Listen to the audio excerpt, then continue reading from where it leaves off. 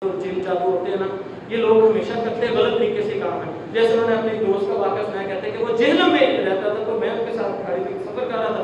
उन्होंने मुझे बताया कि जब मेरी शादी हुई ना, तो मेरे घर में लड़ाइयाँ, तकलीफ़ें, परेशानियाँ, सास बहू हर वक्त लड़ाई, यहाँ तक कि मैं इतना दिल बर्दाश्त हो गया कि मैंने सोचा मैं ना खुदकुशी कर लेता हूँ।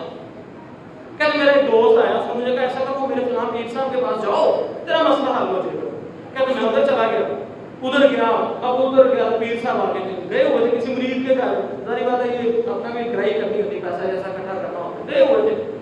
बाहर आप कहते कि मैं बड़ा परेशान हो गया। पीर साहब का भाई मुझे मिला, मैंने उसको कहा यार मैं तो इतनी दूर से आया था, गरीब आदमी, मजदूरी भी, दिहाड़ी भी गई, किराया भी गया, कुछ फायदा भी नहीं हुआ, मैं उधर ही होने लग गया। तो उसको मेरे पे तरस आया, उसने कहा अच्छा चल एक काम कर, छोड़ कर जो काम वो पीर साहब करते हैं ना, मैं तुझे वो बता देता तो खुद ही कर ले, इतनी दूर से तू आया, क्या तू टेंशन ले रहा है। उसको तरस आ गया मेरे पे रोते हुए देख के। कहता उसने मुझे एक पर्ची दी, उसने कहा कि ये पर्ची ले जा, किसी दरिया के किनारे पर खड़े होकर तूने ये वजीफा है 41 दिन तूने ये वजीफा करना है, तेरे मामला हल हो जाएंगे।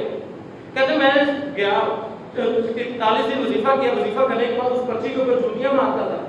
तो 40 दिन जब गुजरे तो मेरे घर में मान के खुशियां, देखे पकड़े, एक दूसरे के साथ खाने पकाए जा रहे, कोई लड़ाई नहीं, कोई दुश्मनी, सारी सुलह हो गई। मैं पढ़ा हैरान, ये क्या बात हुई, ऐसा क्या है।